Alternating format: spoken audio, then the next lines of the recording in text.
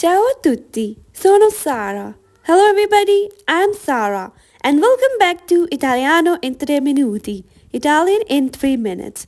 This is the simplest and the easiest way to learn Italian every day in your daily routine. And you can practice it every day in 3 minutes. Okay, let's begin. Italian manners. The first one is, the simplest one is grazie, thank you, grazie. Grazie tante. Thank you very much. Grazie tante. Thank you very much. Grazie, thank you, tante, very much. Grazie mille. Grazie mille. Thank you 1,000 times. Grazie mille. Thank you 1,000 times. Okay? If someone helps you, then you can thank them.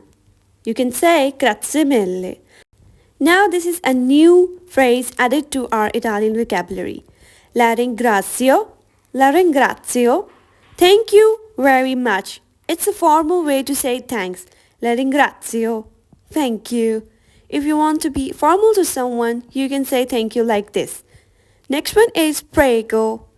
Many of you know this phrase because this is the easiest word to remember in Italian. Prego, welcome. And this is the other way to say welcome in Italian. Non c'è di che, non c'è di che, there's nothing about it.